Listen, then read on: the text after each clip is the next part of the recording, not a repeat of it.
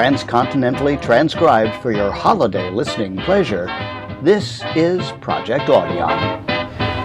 I'm Larry Groebe with the Generic Radio Workshop, and welcome at last to the Christmas season.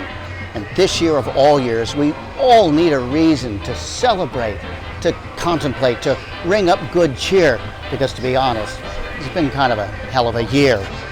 So bring up the music and twinkling lights. And what Project Audion has in its sight is some radio fun from 1938. You ready to listen? All right then. No, wait. Let's get serious for a moment. 1938 was kind of a hell of a year too. Europe was drifting towards war. The USA was trying to shake off a depression. And a former newspaper reporter named Norman Corwin was pivoting into radio. CBS gave him a time slot for a program called Words Without Music to promote poetry. Tonight's show was his first broadcast script. When audiences heard it, they pretty much flipped. It started his career, which was more than just rhymes. Corwin, in fact, became the most respected radio man of his times. In fact, as a writer, he had a very long run. He stayed working and teaching till age 101. For tonight's holiday show, he wrote it in verse. It's like what I'm doing, except mine's a lot worse. The plot, it's simple, not abstract, not abstruse. In fact, it might remind you a little of Dr. Seuss. Well, enough of my rambling. Let's let the cast do their business of unraveling the plot to overthrow Christmas.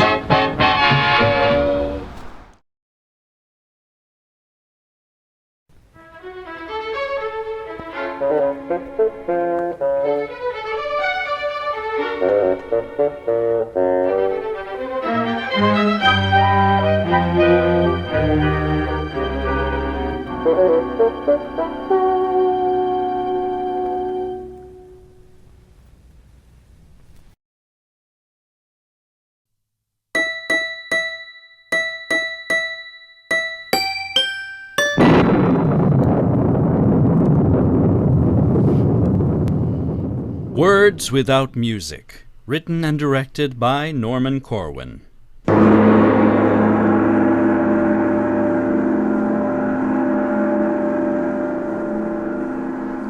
Did you hear about the plot to overthrow Christmas? Well, gather ye now from Maine to the Isthmus of Panama, and listen to the story of the utter inglory of some gory goings-on in hell. Now, it happened in Hades, ladies and gentlemen. It happened down there that fiends held a meeting. The fiends held a meeting for the purpose of defeating Christmas. With the aid of a fade on the radio, we'll take you there with a hi and hey-o to hear firsthand the brewing of a plot down in the deepest Stygian grot. Grot is a poetical term for grotto.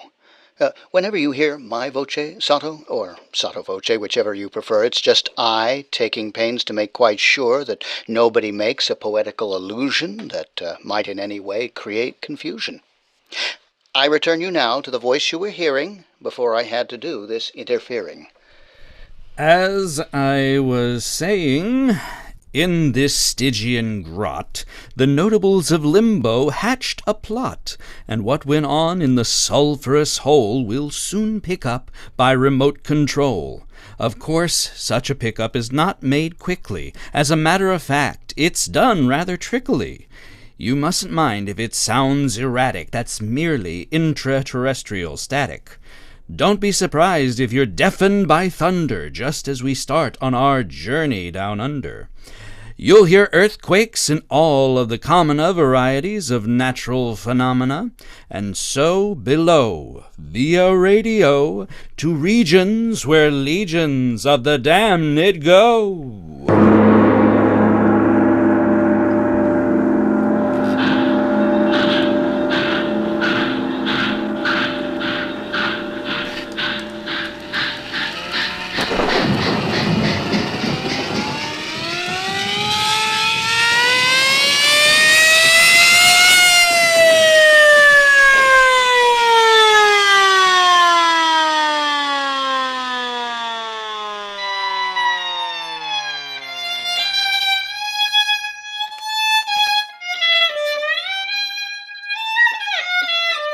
Nero?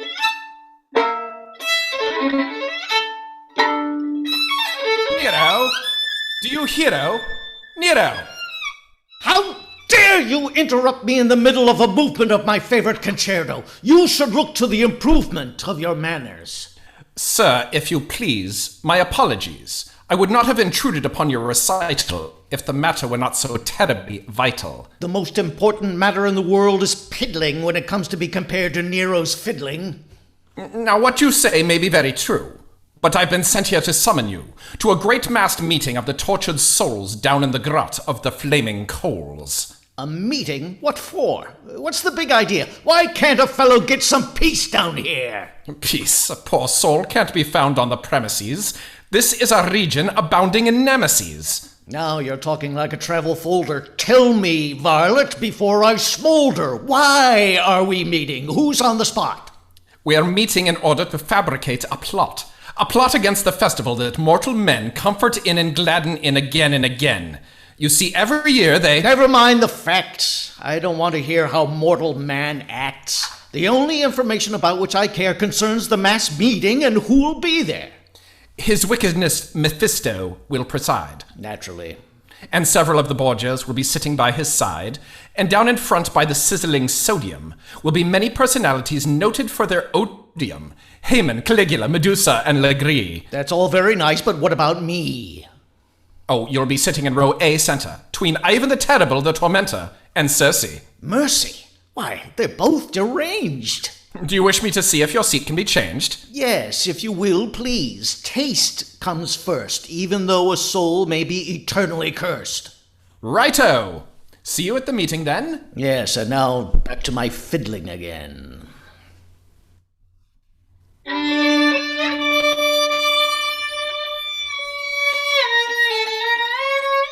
This is I, the sotto voce person.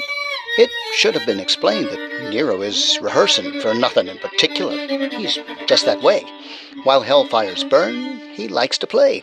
It makes him feel a little more at home. It's just an avocation he picked up in Rome.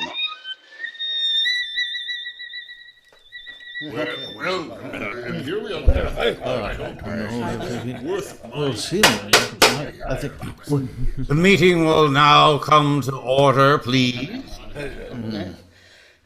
I've called you here from over 60 seas of boiling pitch and blazing phosphorus to stop what constitutes a loss for us. We've lost prestige, and I greatly deplore that we stand in danger of losing more in the way of confidence and spirit. We're far from our goal. We're nowhere near it. This is the reason, though we've done well in carrying forward the work of hell, we've left a very big job unfinished. After all these years, there is undiminished goodwill on Earth every late December because of Christmas. That's right. Now, please remember, as long as this continues to be, the race of man will not belong to me. I will listen now to any questions you may want to ask, and then suggestions. Mr. Chairman, Brother Hyman. You say we've done well in our efforts to sell evil. I say we've done better. We have carried out the letter of your law. We've done what I think is a pretty good job, and I say as a veteran Damon... Sit down there, Haman. Enough of this folly. Sit down yourself. You're off your trolley. Sit down, for I am Ivan the Terrible. You're telling us why you're unbearable.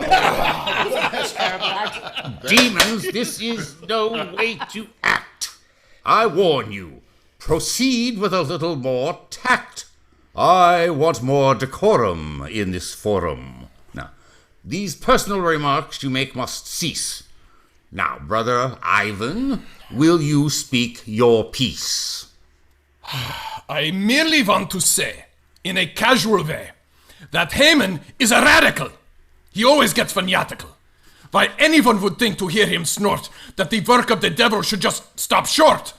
Anybody'd think to hear him talking that dragons and lizards should stop walking the ways of the world. Mr. Chairman, Brother Ivan is a demagogue, with a brain like a fly and the manners of a hog. He says... I don't think he has any idea what he's talking about. That's enough. We will hear from others. Surely there must be among you brothers enough venom and malevolence to crush a mortal man's benevolence. It comes to this. Are we going to let a little holiday like Christmas get the better of us all down here below? No! Well said, very well said, sirs. Let's go. Let's lay down plans now to overthrow this Christmas business and all that guff of holly and mistletoe and stuff. Mr. Chairman, Brother Caligula, you may take the floor. Mr. Chairman, I abhor, as a former emperor, anything that curbs our rule. I suggest we start right in manufacturing more sin. Let us give some presents too, candy sticks and things to chew, fruits and nuts and little cakes, poisonous as rattlesnakes. Let our subtlest worker be bichloride of mercury. Let us wrap in tinsel bright little gifts of dynamite.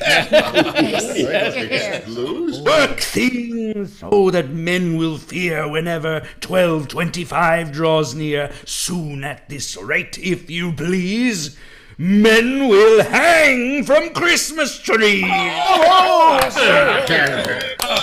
Caligula, permit the chair to say you've got something there. And now, with this fine start, let's hear some more.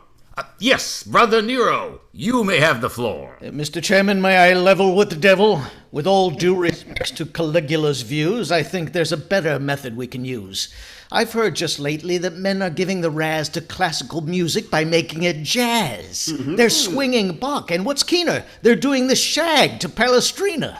As a connoisseur of music, of course, I love the works of Rimsky-Korsakov, but today I note with a bitter shrug, they've made Scheherazade a jitterbug. As much as we admire your clever rhyme, will you get to the point? You're wasting time. I was just about to say, when interrupted, that Christmas can easily be corrupted if you take and swing all the Christmas carols. Why, just think of the evil, just barrels and barrels of sacrilege every time you play a pious song in a profane way. Why, once you entice them to swing Noel, then victory belongs to us fiends. Well, Come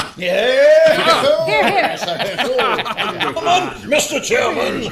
Mr. Simon Legree. Well, I'd like to say that it seems to me that you all is barking up a coonless tree. I think Mr. Nero has made a wrong guess. The way to go about it is to get in Congress and bribe a bunch of senators who know their oats and just make a purchase of a block of oats, and then they can legislate a situation where they rules old Christmas right out of the nation. And then they get together and they pass a law where they ain't gonna be no Christmas no more. I have to admit that's a fairly I think the green suggestion is a beaut. It's very cute. And quite astute. It seems to be a bit impractical because you'd have to be so tactical. For instance now, a senator who would sell his vote to our lobbyists might very well go out and become a tool for agencies representing the Yule. By the eternal right, he's right. Mr. Chairman. Yes, Miss Borgia. I think we should all give pause and think about this Santa Claus. He is the man behind the scenes, the symbol of what Christmas means. If we could rub him out, my friend, our troubles would be at an end. Just think how it would tickle us to liquidate St. Nicholas. A girl like me could fascinate the guy and then assassinate. Do you think you could do it, pretty one? Are you sure you wouldn't be by pity one? Sometimes you are an awful tease, my master Mephistopheles.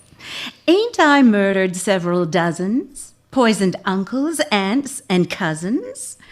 Don't my work down here in Hades make me first among the ladies? Men of virtue all have cussed me. I am sure that you can trust me. That we haven't a particle of a doubt, Miss Borgia. I'm sure we all have nothing but kind feelings towards you. But many times a woman spy, alas, adores her victims. Dames make poor ambassadors.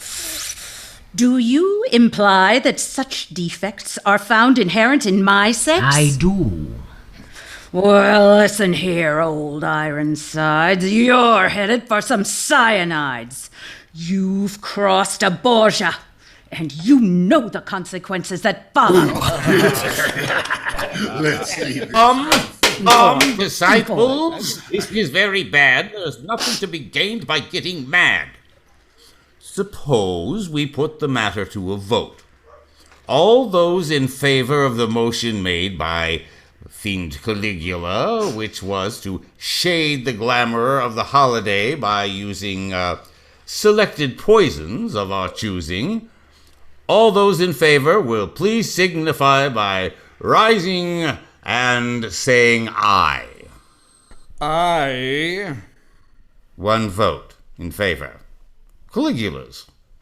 And those opposed? Nay! The motion is defeated. Up we bring the plan of Brother Nero's, viz. To swing the hymns and pious music. All those for will please respond by raising up a paw. For. And those against? Against. Very well. And now the project of Legree's. Who is here who totally agrees? I do. Legree votes for himself. And those opposed? Opposed.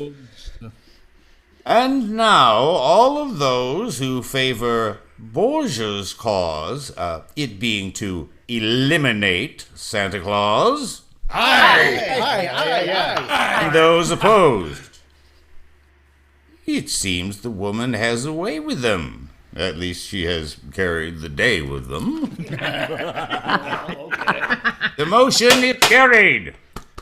Now, we will decide which one of us will take Nick for a ride. We'll all draw lots and thus settle the moot point of who will be sent to execute. This is your old friend, Sotto Voce, visiting down where it's eternal noche. Oh, noche is Spanish for night, you know. Merely a reference just to show that English isn't all I have to go by. Oh, well, I guess I missed my calling. I should have been a lobbyist. You see, I'm stalling to give them time to finish the voting. Now, let's see, the weather? Oh, now I'm quoting the Daily Hellion. Continued heat, both overhead and under feet, fresh and moderate gases blowing up to gale force and then going north by westerly, light showers of brimstone by the evening hours. Well, that's what it says here. I'm not fibbing. How am I doing with my ad-libbing? This is a thing a gabbard have fun with. Oh, say, the drawing should soon be done with. We expect the results any moment now, as soon as...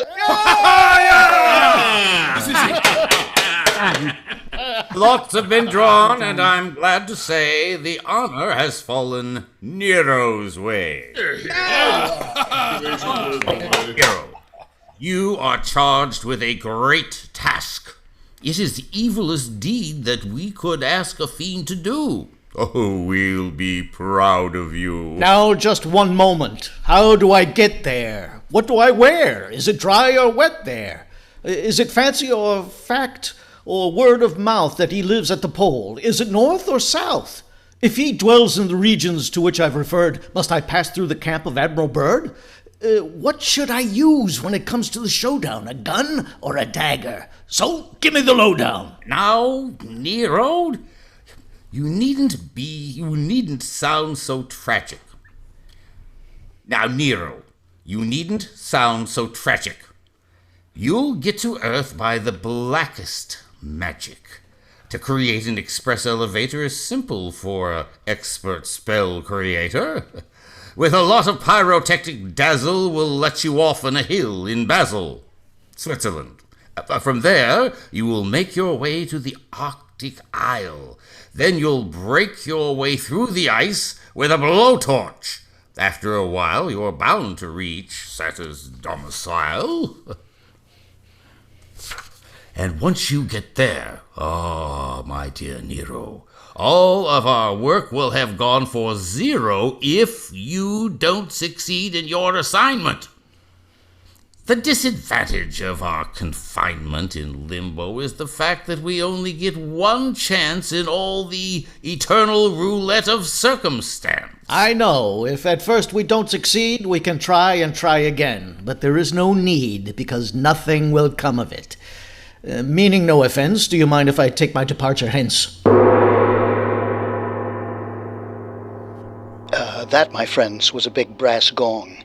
It's used in this story right along to indicate that we're about to travel to points where the plot will further unravel.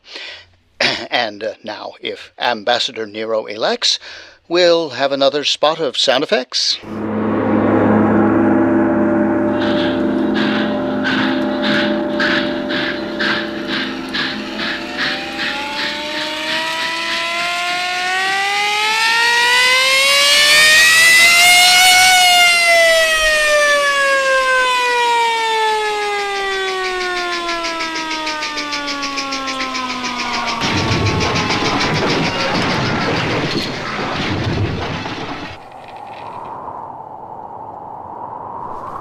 Tell me, stranger, is this Basel, Switzerland, or is it already Donner and Blitzerland? Why, Donner and Blitzerland's 5,000 miles away. Thank you, mister, and good day. Tell me, stranger, I've been walking inland for weeks. Where am I now? In Finland. Tell me, stranger, because I've lost stock. Where am I now? Vladivostok. Listen, stranger, after all these centuries of blistering heat, now I have to suffer from freezing feet. I'm wincing with pain from this pesky foot. No speak English. Inuktitut. I declare, by my frenetic soul, I must be over the magnetic pole. My watch has stopped. Can that be right? I wonder. A light. In a moment now, you'll hear me knock on Santa's door, and he'll unlock it, nevermore to lock again.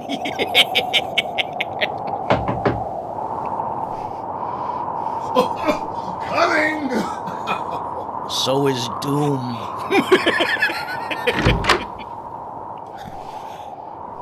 How do you do, sir? Very well indeed. And you, sir? Oh, splendidly! Won't you come right in? Take your coat off. I can see your chin is frozen. Also your hands and knees. Well, sit down while I get you some antifreeze. Don't bother, sir. I won't be long. I'm about to perpetrate a fearful wrong. In short, I'm going to do away with...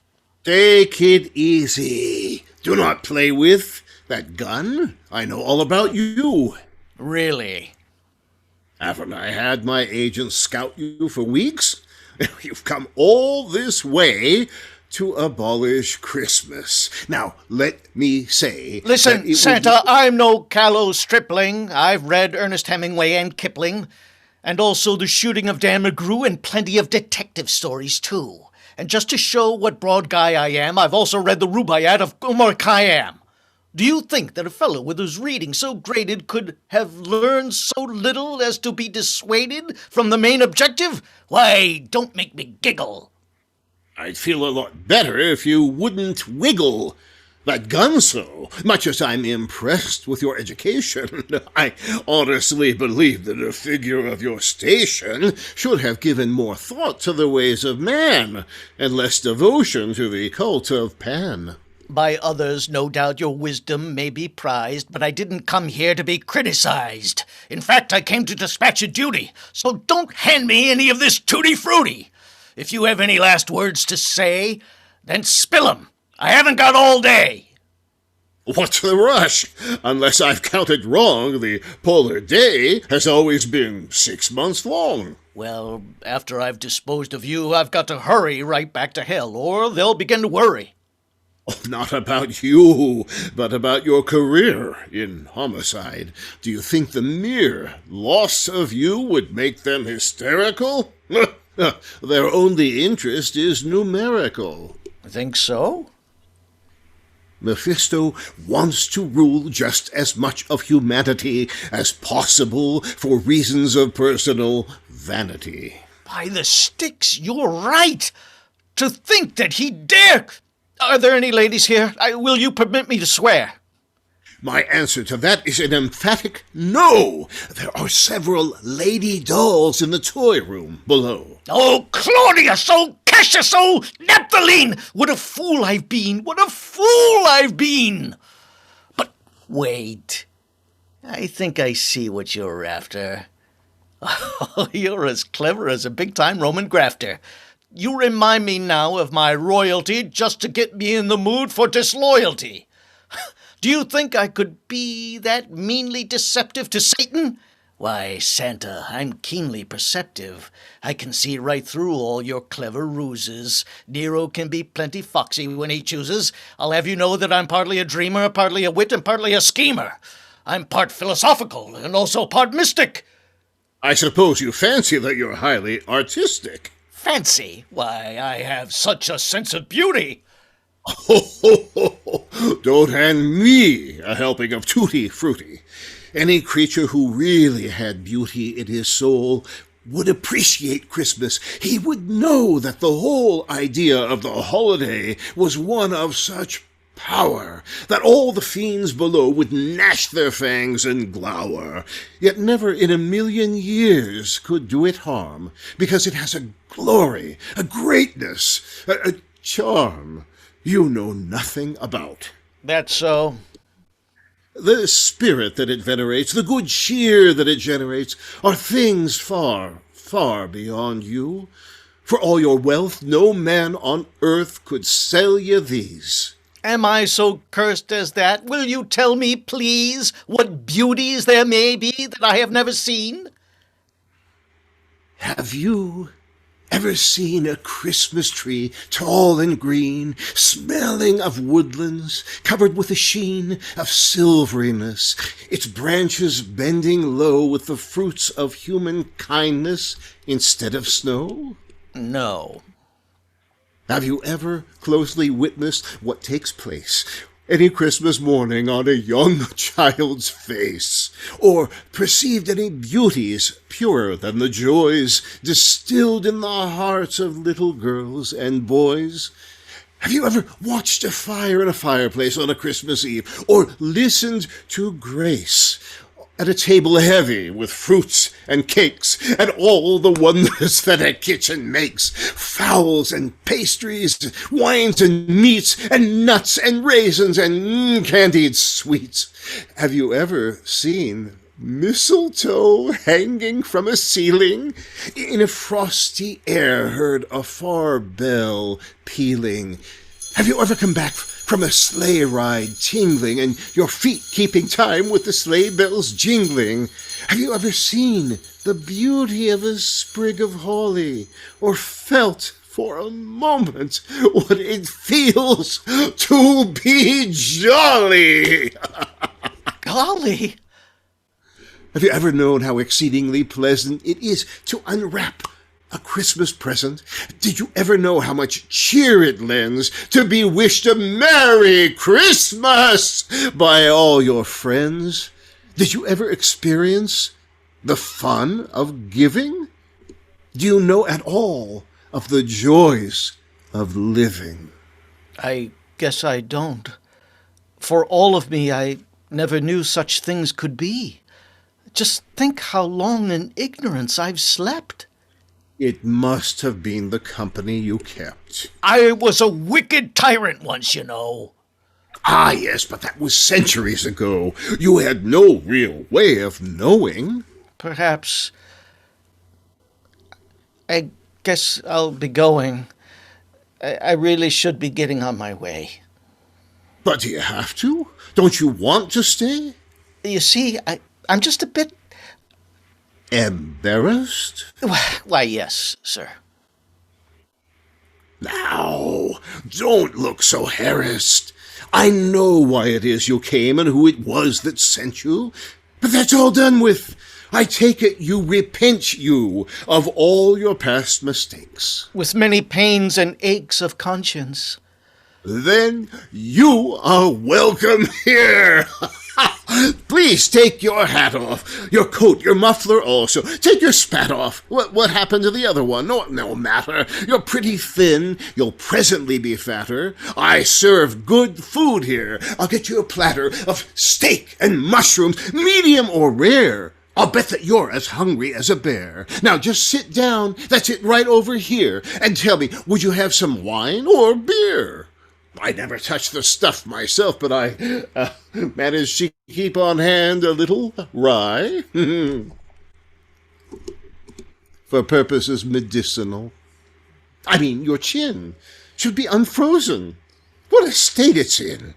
A while ago you asked me if I understood good cheer. I do so now, St. Nicholas. I see it standing here. I want to ask you something, sir. Now, please, don't give a yelp. Is there any sort of work to do where I can be of help? Indeed there is. Indeed there is. And I'm glad you asked me. I have so many toys to make this year, the job's got past me. But first, you sit and eat this bowl. I've got a little trifle I'd like for you to see. So will you sit right down here and stifle your curiosity? I'll get it for you right away. It's down the hall a piece. Well, who'd ever think of it? Will wonders never cease? At last, after all these centuries, I'm so happy I could buzz. It shows what a lot a little Christmas spirit does. As emperor, I envied oft the cheerfulness of peasants, and now... Why, well, here it is now, dear boy Nero. By way of Christmas presents, I offer you this little gift. But Santa, for what reason? A very good one, sir, to wit, compliments of the season. Well, go ahead and open it. Why stand there so reflecting? I'm just collecting thoughts, St. Nick. My thoughts I'm just collecting.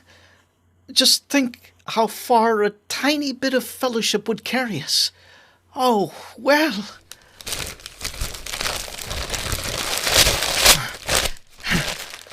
I say, what's this? What's this? It is a Stradivarius! Why, thank you! Thanks a million times! I don't know what to say to you. I'll tell you what I'll do, St. Nick. I'll start right in and play for you. I'll play all night and day for you. Fine. Well, now here's some music. I'm sure you'll play it well. It's a little piece entitled Noel. Noel.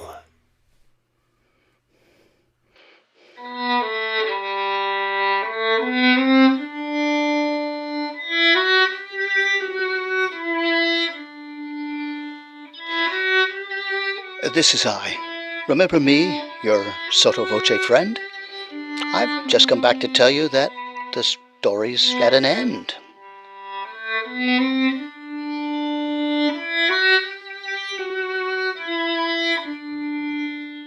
You've been listening to The Plot to Overthrow Christmas, written and directed by Norman Corwin. This is the Columbia Broadcasting System.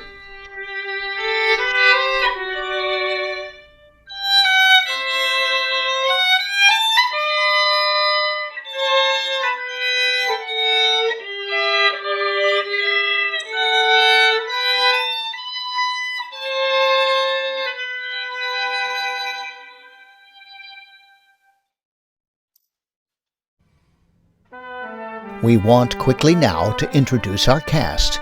Their acting was great and experience vast. Thanks to Sally Martinez and her deft violin, she also stepped in for a line as a Finn.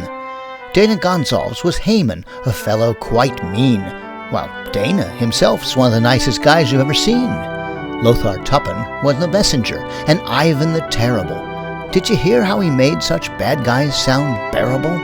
Simon Legree, that's Doug Fain from Kentucky. His accent is local, he didn't just get lucky. Miss Borgia was played by Patte Rosebank, way up in Toronto, beyond all the Yanks. Brad Oxnam announced and was Emperor Caligula. He can do lots of voices, not just one in particular. Chris Messersmith was awful as Mephistopheles. Well, in hell, that's an honor. We want more, pretty please? Let's see, Duane Noch played our main man Nero as we followed his journey from villain to hero. And Les Marsden sounded and looked just like Santa Claus.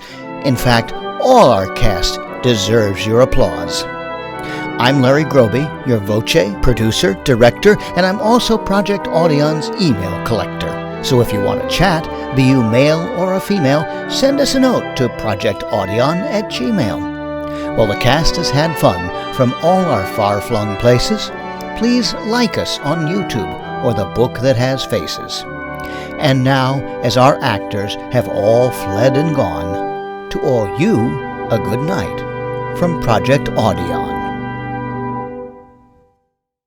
Fowls and pastries, wines and meats and nuns, nuts and raisins and candied sweets. And nuns.